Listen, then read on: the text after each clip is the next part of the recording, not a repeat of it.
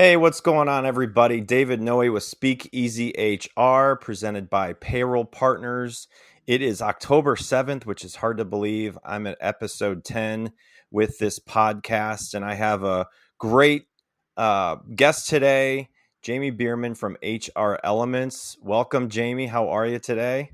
I'm great. Thanks for having me. Yeah, absolutely. So I am the host, producer, editor of this whole thing, and you are with HR Partners or HR Elements. I'm sorry. So if you are local to Cincinnati, you might have heard of HR Elements, but if you want to just quickly kind of give your background and kind of introduce yourself a little bit, we'll go from there. Absolutely. Like David said, locally, HR Elements is one of the premier providers of outsourced or fractional HR management, attraction and engagement services, as well as employee development. So we really specialize in everything soup to nuts throughout the employee life cycle. And we work primarily as an HR business partner to private or family businesses around greater Cincinnati, but we also can provide support remotely or in person in some cities around the United States. And let's see, I was our fifth employee at HR Elements, Oh, and wow. I am getting ready to celebrate my seventh anniversary with the organization, and it has just flown by. It's been Very an cool. awesome ride. Yeah. Yeah. Yeah. So you've gone through COVID with them and all of the different changes Yeah. amongst the world of HR. So, and you've been doing HR for a while, what, 15 plus years, 17 years? Yeah, actually about 20. Shh, don't tell Oh, them. okay. Yeah, 20 years. I studied HR management and finance at Miami University and was able to get a position in HR right out of school, which it was. Our grad class was kind of small for HR management. They actually discontinued the major temporarily after that. And Okay. then they did bring it back a few short years later, but was able to get a position in a national printer supply organization. They were called Okay. Stamp Register in Yeah. Dayton. And I graduated on a Saturday, and I think I started my job on Wednesday. So Jeez. yeah, Crazy. it was awesome though. Very cool. Mhm. Well, good.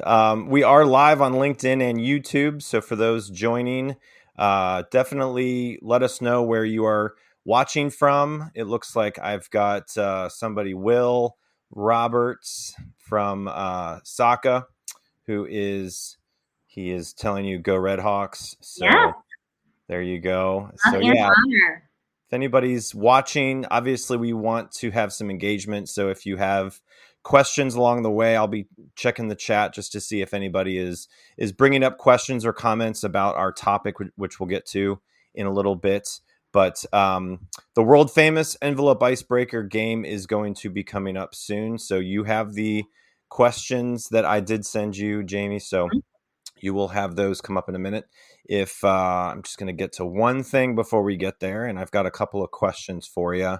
So, Speakeasy HR is presented by Payroll Partners. If this will load, that would be great. There we whoa, it started way late. Let me try it again. Here we go. Um, do you have a Porky payroll process, or do you know somebody that does? Is your current provider hogging your time or money? It might be time to contact our awesome team at Payroll Partners. You can learn more at payrollpartners.net.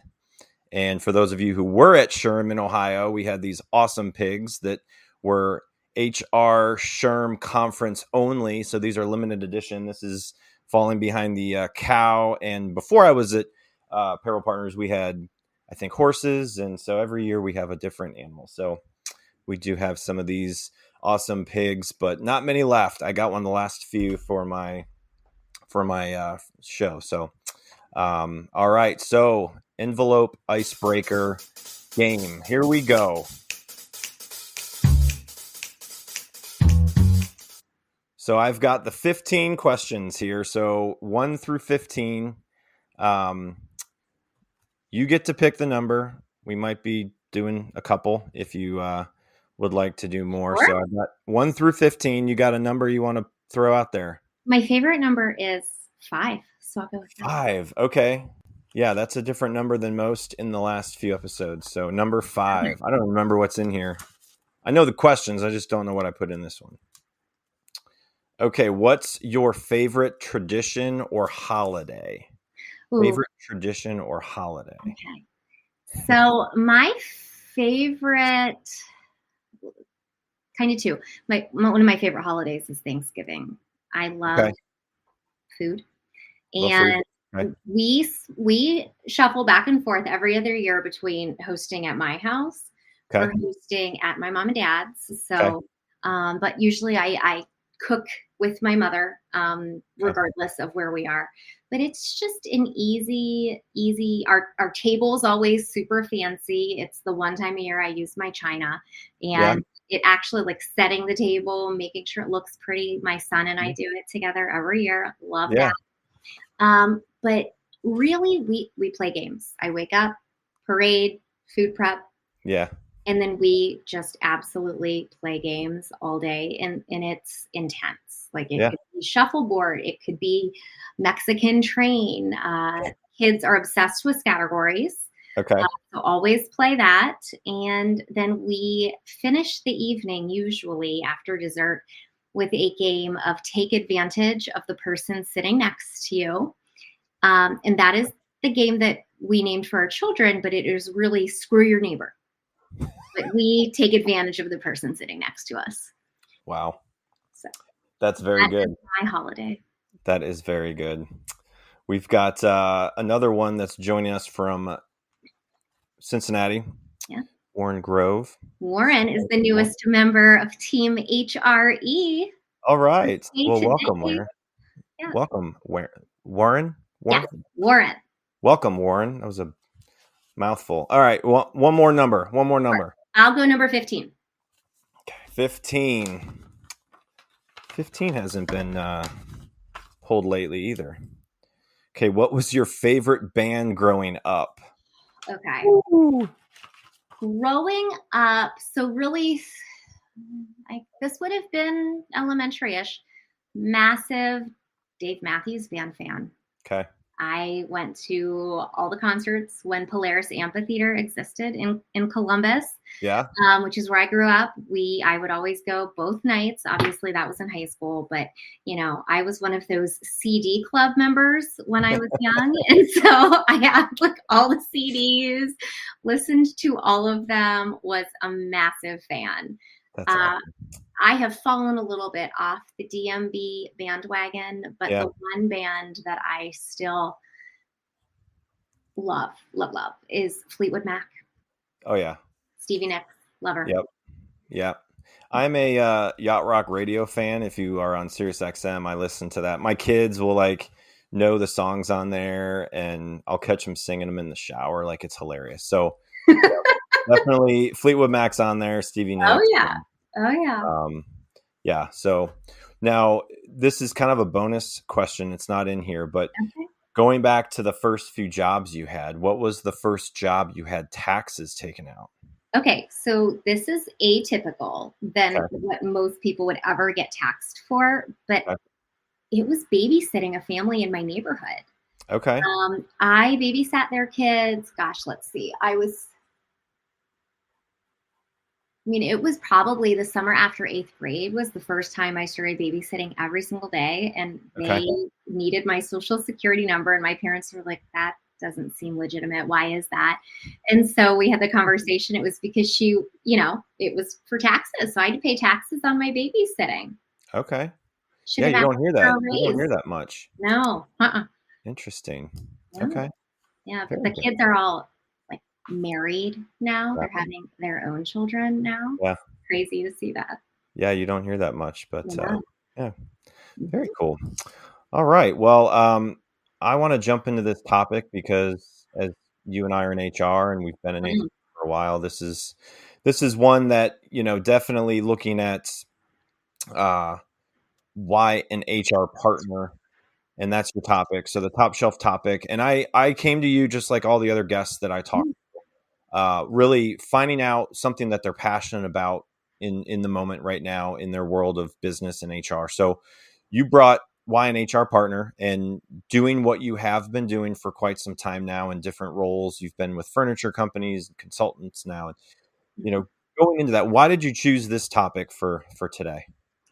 Yeah, and that's a great question. So I think there is a really big difference between being in HR and being an HR partner. Yeah. Yeah, is it words? Absolutely. But I think that those of us who really are serious about our practice and making sure that we're aligning our goals with our clients, whether that be a manager within the same business that you work at Yeah. or a client, like HR Element serves our clients at different organizations. Understanding the end game and being there to support as a partner, I think really changes the approach. I've had the opportunity, in my different years of experience working at businesses where HR was that, police department. You didn't want to talk to HR. You didn't want to be near those HR women in the lunchroom, right? Because they are going to tell on you and they're out to get you, versus roles where I was able to be a strategic member of a leadership team. I was in the IT department because I Yep. was their HR partner. I was able to work with all of our sales leaders across the country because I was their HR partner. Same Yep. thing with our customer service. And when I first heard the topic of, an HR partner, it was in 2008. And there was an article, I think, in SHRM about what is this and really having HR professionals with a seat at the table. Yep. And it really was that, being able to understand what are the goals, talking about top line revenue, understanding the barriers to market entry, barriers to sales from a business unit leader's perspective, really enabled me to survey the market from an HR perspective so much better. Yeah. I think it's Do important. do you remember the swine flu and when people were kind of going nuts trying to get, that was back in like 29 or 2009, maybe Yes. 2008, something like that? Yeah, I remember leaving work, going and getting the vaccine or whatever that was out there for the swine flu. I just had my first child a couple months before that, whatever. And then we had to go through COVID. So like I feel, and you might feel the same way, but going through COVID and how HR professionals and how people in HR were viewed pre-COVID and post-COVID, I feel like for a lot of people might have changed the perception of them between the industries and amongst what had to be done, because there was a lot that had to be done, and it was things that we had to keep up with and figure out the best way to roll out the communication, the workflow, the processes for people to continue to work, to Mm-hmm. lay them off, help them with unemployment, bring them back to work, like a reduction in force, like all of these things within HR had to be done. Yes, we had teachers working from home. We had people trying to figure out how they're going to support their family because they got laid off. And then at the middle of all of this was like HR. I felt like for a lot of businesses, and we still have to deal with some of those things, right? Like remote work, hybrid work environments, like how to retain top talent, and all of the things that come amongst the world of HR. And still, it's not looked at as like a revenue generator to some people, right? Yeah. It's more like, oh, you create the policies and then you enforce the policies, and you hire people, but you also fire people. And so it's like when I look back at the last 15 years of working in HR and all the different roles that I had, it was also different in each industry, each company size. So like it is still very specific to the industry and how HR is viewed within that organization.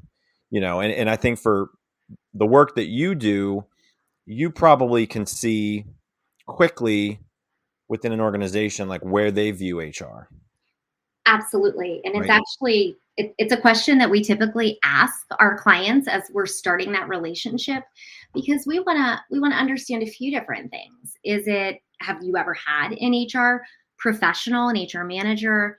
What do your employees think about that? How are your employees currently engaging with their, HR person internally, so that we can really cultivate that specific approach for our client to make sure we don't, step on a landmine by accident, but also to create that healthy understanding of really why does HR exist within an organization, Right. and what are we here to do? And it was it was a while ago, more than 10 years ago, where I was starting a position, and I was, taking over HR from somebody who. The Use Case podcast is where technology vendors get to talk about themselves. And it's a wonderful place for vendors, investors, and practitioners to listen to the story of the solution, the features, the benefits, the attributes, etc. And we get to know the CEO or founder during the call, and we also get to know the tech. So subscribe to the Use Case podcast. Maybe didn't do the best of jobs. And I was asked, hey, do you want to rebrand it? Do you want to call it something different? We see all these different names for HR. Yeah. Is it organizational effectiveness? Is it human capital? Is it talent management? Yep. And, I don't know if this was the right decision, but I just said, what? People know what in your company, the business that we're in, people know what HR means, and it is human resources. I'm going to just keep it that way, but I'm going to work my tail off to rebrand it by the things that we do and actually trying to provide resources to managers, to employees. Yep. With the goal. And one of my early jobs when I was still working in this business services, printing, promotional products, one of my leaders said, our purpose here is connecting people to performance, process, and technology, through technology. And that was really my first position as an HR business partner. And that really was so true. And that really was our goal at the end. Yes, we're not revenue generating. However, if we don't have people, processes, technology that drive effective performance, probably don't have great revenue. So Right. By default, we're important. Yeah. And I think technology and AI will make our lives easier to some extent, depending on what you have to do, whether it's create presentations or, reports or something that's going to generate data and whatever. But like, you still will have the people relying on HR professionals like yourself, myself, to figure out the best way to lead a company, to lead a organization, departments, to continue to improve, to find the right people to hire. So there's just so many things within that still. Like you said, there's the human element that, we are still doing the human element service side from what we do as a business in the technology of payroll and HR. It's, super important to have that kind of mindset. So it's still like having that as a service strategy, but there's still challenges. There's still people that are trying to manage that have never been a manager. There are, people that are in a peer-to-peer situation, then they get promoted because companies like to hire from within. Yeah. So again, it's like, if you look at a client, and it's also like, when do you hire internal HR? When do you still keep it as a consultant based? Because you've got different organizations, PEOs, you've got consultant groups, you've got, one-off HR projects. I see a lot of it with the training development, right? Mm-hmm. Most companies don't have an internal trainer. Some do. But, if you have a manager group of 15 individuals that manage people, how are you training them? How are you helping them develop their skills as a leader? Yeah. You're probably not going to have the HR person train them. Yeah. I'm glad that you said that, because there's, I think, some misconceptions in the world, the business world, the marketplace, about what really is HR. And, so HR is not, or at least HR Elements, HR. We are not your party planners. We are not the police. We are a business advisor, and we tailor our approach specifically for every single client based on what they've got going on and what their goals are. Everybody is different, and we recognize and celebrate that because it's fun for us to go in and partner with all of these different businesses and employees. But also within the organization, HR has a lot of different places. Sometimes payroll is in HR. I've done payroll once, that because I grew up where it always was part of accounting. Right. But I had to understand checks and balances were really important, so if an employee had a question about their payroll check, they were probably going to call me to ask, right? So I had to really understand and know my partners there in payroll really well, because the data that they used to run payroll was really based off of an HR system. Same thing with like recruitment. A lot of times people think that HR managers, HR business partners are recruiters. Right. In some businesses, we might have to be because we run a nimble department of one. But that's a lot of sales. That's a huge piece of finding, talent and selling why your organization is the best. So there's different portions of a talent acquisition process where it's probably not HR. It's somebody who is great about, that acquisition, finding the people, selling them on the opportunity, getting them interested in your culture. And then, HR is absolutely going to be involved in creating a fair, equitable, legal, behavioral interview, facilitating an onboarding and orientation program that protects the organization, connects people to culture, gets them engaged and ready for their, first 90 days of work. And then training, you brought that up. It's not something that every HR person can do. Understanding that there might be a gap and you need to train, absolutely. But at HR Elements, we recognize that. Our advisors are not trainers. We have an amazing instructional designer and training facilitator to do that, because that is an art and a science, and she is phenomenal for that. And it's not always a one-fits-all solution. Right. Yeah. And that's, I mean, a lot of industries and a lot of professions are like that. It's very specific to the industry, company, organization. But when it comes to HR, they interact with every department, for the most part, right? Like you're dealing with all the departments. You're helping them really come with a consistent mindset of how we're going to manage our people on our team, how we're going to develop them, how we're going to retain them, and obviously have to hire people. And as last week's guest that I had on, it was a topic of talent magnetism. Roberta talked about how good there is a good thing that you have turnover. Like you want turnover, not like a crazy amount of it, but you do want some turnover. You don't want the same people there. No, it provides healthy culture. If you don't ever have new perspectives on things, you're going to be pretty stagnant. But also sometimes being able to hire certain people and train them and develop them to a certain point that they are moving on. Maybe there wasn't a career opportunity for them internally, but gosh, you prepared, and your brand as an employer is going to be so much better based off of everybody else who meets that individual. And it's like, oh my gosh, you learned this where? So it is. It's you need some steady eddies that are lifers. You need some people that want to continue to grow and develop. That might be in, that might be out. Absolutely.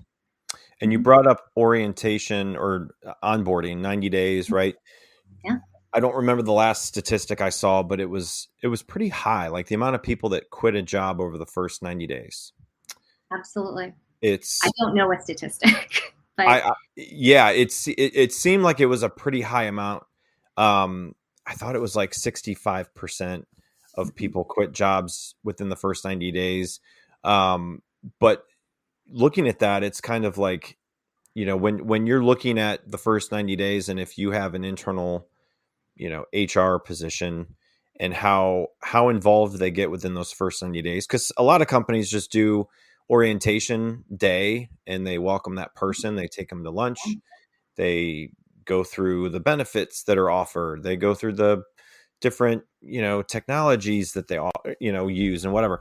And then it's like, okay, there you go. Now you're going to go shadow and train with people for the next 90 days. Mhm. So when you look at the first 3 months at a company and you're working with clients, what are some of the kind of tips and advice that you give clients to really make sure that their onboarding strategy is going to help them keep those new hires? I Mhm. mean, they are hiring people, or you're helping them hire people that they feel like is going to fit that position that's open, but you don't know exactly, you don't have a crystal ball that they're going to stay for 5 years. And so it's like, okay, those first 90 days, like how do you really focus on those first 90 days, or what kind of advice would you give companies? So it starts before the first day of work. It starts with the recruitment process. Yeah. So when we are preparing to recruit for a client, we're learning a ton of information because we want to understand what to expect. Yeah. And what is that onboarding? What is that orientation to potentially prevent any pitfalls that we can see, Yeah. prior to that engagement? But really, if you're having high turnover at the beginning, it tells me that you're not recruiting effectively. People are listening to what you say, and if they don't see that that is happening, if you're not accurately describing the job, the culture, what it feels like, then people are going to leave pretty quickly. Yeah. Because especially in this market, we are always being contacted. We're always seeing different things out there, and you need to be re-recruiting your employees at all times. So if you really think about orientation, yes, it's absolutely, that fun compliance of making sure, people are filling out all their documentation, that we are verifying their eligibility to work in the United States, that we are getting them paid in the payroll system properly, talking to them about rules, expectations, welcoming them, but we're re-recruiting them Yeah. constantly. So that is really your check-ins. I love to have the recruiting team follow back up with that new hire, even at the end of the first week. Hey, how'd it go? Let me know. And it's additional touch points. I'm a huge believer in coordinated mentorship programs. So just saying that, you're a mentor, here's who you're learning from. It needs to be a cultivated, curated program where there are understandings of what the roles are to be a mentor, as well as even that mentee, that recipient of the Right. training. But what are some things that mentor should be doing to understand if there are any issues? Really, from a HR business partner perspective, that's one additional layer where you're coming in to say, hey, how are things going in the department? And then being able to circle back, maybe even looking at data from trends that you're capturing in surveys to provide advice and counsel to that business leader. It could be pointing to maybe a need for manager training. It could be some potential issues with just the culture. Are they welcoming? Right. Sometimes business leaders might think, like, particularly, let's say, a sales organization, a commission-based sales organization, right? The more competition you have, right, that's going to erode your potential for commission earnings. So if you're working on a sales floor and all of a sudden 2 new people start, well, are you going to want to help them? No, probably not. So it's, as that leader, really communicating those expectations and also communicating to the sales team why things are happening. Yeah. If new hires aren't being appropriately welcomed, that may be a communication gap at the organization, to really communicate, hey, here's what our culture is, here's how we behave. And that's required, that's important. But Yeah. people also just might not understanding why certain things are happening. So when you think about an HR business partner, they understand the, financial requirements of the business. They understand the P&L. They know what their business partners across the organization, what their goals are, how HR can help Right. facilitate that. And really, I think the biggest difference is, when you think of HR as a police officer, this is the rule, here's how we follow it. And yeah, rules compliance, that's always going to be part of this. Risk management is something that HR professionals are there to do to protect the organization. But an HR business partner is there, again, advise, to counsel, and then to support the decisions that their business partners make. Yeah. Sometimes my clients don't always want to do exactly what I recommend, but I'm still going to support them because I'm their partner. Right. So it's that nice unification. Yeah. Yeah. I think when you talk about the recruiting process, for me, it really comes down to the questions that you ask in interviews to figure out why they're looking for a position, what kind of culture have they worked in that they liked, what kind of managers they have worked with, what kind of manager did they feel most empowered by and just, engaged with, so that you could figure out, like, do you offer that where you are working, and can you align your job that you're potentially offering that person to what they're looking for. And so it just kind of takes out some of that guessing game. Like, okay, they're looking for XYZ. We have XYZ. We have the kind of people, we have the kind of culture, we have the compensation benefits. So it really comes down to, like, why is someone looking for a position? And if you can align that, it might really help keep that person and hopefully help them continue their career with you for a while. So, when you look at 2025 and some of the challenges that you're going to face, or what people in HR are going to face, what are some of those trends or hot topics that you feel like are going to be discussed? Yeah, absolutely. So, obviously there's, potential changes, to exempt, status, what are those qualifiers? So always, just staying attuned to legal changes, and, obviously using SHRM for that is really important. The other thing that I think is really interesting right now in the market is just recruiting.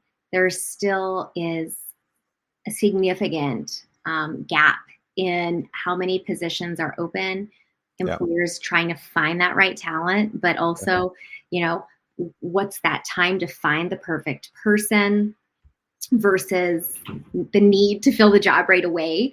So it's like fighting that potential to fill a job hire out of desperation, and just pray that you can, I can train them. They might have the potential. So, sometimes it's good to take a risk. Sometimes it might be too risky. So that, continuing to see how that hiring market moves and what those trends are. Compensation is something that, and really compensation and total rewards is big right now. That I think is absolutely a result of the really competitive market. But what I always encourage employers to really be thinking about, once they have ensured that they are offering a competitive and compelling total rewards package, is how are they advertising that? How are they talking about it? And again, that re-recruitment process internally, it's not something that necessarily can just live in one place. And you can't not talk about it and expect people to know. So that communication is huge. But then the next few months, obviously, are going to be extremely interesting with the political climate that we're in. And then just seeing, depending on how this election goes, what are those laws and rules and things that are going to trickle into our world as employers next year. We might not even know some of the things that could happen, and how we have to be super nimble, because again, that you referenced COVID earlier, we didn't know that was going to happen. And then as an HR professional, we were juggling safety, we were juggling compliance, we were juggling a lot of emotions. Yep. And trying again to make sure that our businesses kept their lights on, Yeah. and that we were able to pay employees. Yep. So it's Yeah. that.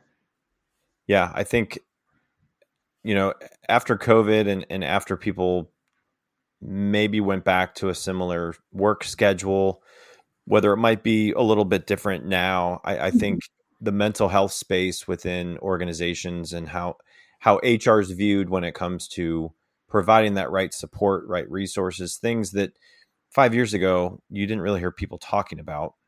I mean, you've heard the EAP programs out Right. there, but those are very low utilized. People don't really understand them. They feel like HR is going to find out, their manager is going to find out if they call EAP programs, whatever. So, I think just that human side of an individual when it comes to mental health and things that they are struggling with, whether it's themselves, their family members, the work-life balance, trying to get the most out of the staff when people are, dealing with things that you may not know about. And really how can your organization support your team? So I look at that as people do want to rely and work with their HR team and the people in human resources because they want to get that right support however it looks. And if we can help them with that and navigate that with them, alongside with them, whether we may not know everything going on, it's Mhm. still a way for an employee and a staff member to feel like, hey, my company's got my back. Like we are in this together. And so, I think that's going to be still an ongoing thing that people are going to be trying to navigate through as an organization. Mhm. And then the generations working together. That is, like we were talking before we came on live, and I was telling you about my oldest is in high school now, and, looking 5-8 years into the future when people in high school and college right now that have dealt with COVID, that have gone through that, whether they're in middle school, high school, college, and they're going into the workforce. And when we came into the workforce, you never heard about people working from home. It was like you go to the office or you go to a job or whatever. Like now it's like companies offer so many different ways to work, whether it's remote, whether it's a flexible schedule. And, you have how many generations working together? It's like 5 or 6. five. Yeah. And the people retiring, Mhm. they may not be retiring as early now. So it's like, trying to help a manager who might have people in their 20s, 40s, 50s, 60s working together as a team. Like that is a dynamic situation. And it's easy to manage people that don't need to be managed. But Right. when you're managing people that might be 2-3 times the age gap, it's like, how do you do that? So I'm sure that's something that you get asked about. Mhm. How do you train somebody to manage those kinds of people? So I think It's that's going to be a hot topic. yeah, it really, what we like to talk about often and is that, there's not one management technique, right, that's going to help you be prepared to manage all the generations. But something so important that everybody wants is Yeah. to feel heard, to feel seen by their manager, to feel, somewhat understood and supported. And that's really where that psychological safety piece that's really been talked about often more recently Yeah. is, do I feel safe to be my authentic self, to ask questions, to say that I need help, to, talk to my manager, my peers.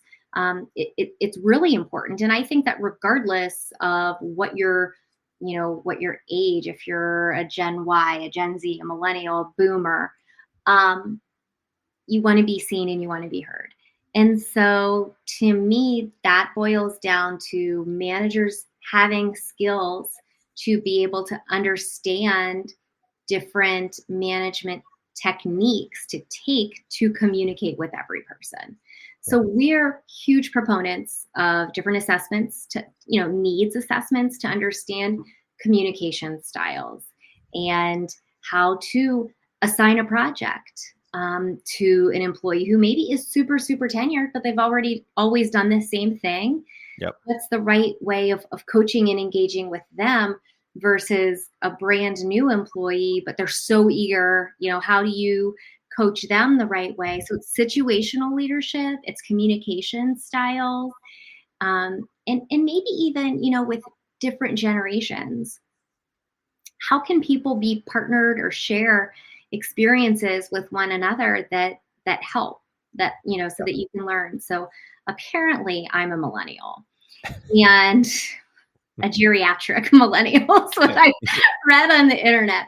And my husband is a Gen X. And then my kids are all different things. But one is, what would that be? A Gen Z, I think. Yep. Yeah. There are some words that they say, and I'm like, what? What did they say the other day? Something was vibing. And I was like, what? Yeah. Huh? Yeah. I don't know how to use some technology. Like, my kids have to show me. But Yep. I also learned things from my husband, who, his first cell phone came in a bag and he had to plug it into things. So, Yeah. we all can offer things and knowledge and experiences that everybody can maybe semi-relate to, but also, there's different perspectives because, gosh, when the power goes out or something, those of us who've been through that experience where life didn't revolve on a cell phone, we can work through it a little bit. Yeah. My kids get really mad at me because in the car I say, oh, guys, we're going to play 1995. And they're like, what does that mean? And I said, it means you look out the window. I don't like that. Yeah, exactly. You stay off the screens and you talk to each other. Yeah. And I've heard people talk about it. And one of the previous guests on the show, he was talking about ageism. He was talking about the reverse mentoring. Yes. And how people that are 20 years younger than him or more, because he's way older than I thought he was. And it was like, I didn't really think about that much, but there is a benefit to that. Like, if you're in your 60s or 50s and you have somebody working with you that's 30 and it's in the same department, same organization, like creating a reverse mentoring program, some kind of mentor program. Like, there's so many ways that within a company they can use that as good and help people collaborate better, versus seeing it as a negative when you have people in all different age groups. But so what advice would you give if someone came to you and said, we're trying to evaluate the company and how we view HR? What would be maybe some of your advice if, let's say, they are a smaller business, they don't have internal HR, and there's a lot out there, and we work with a lot of companies that are smaller.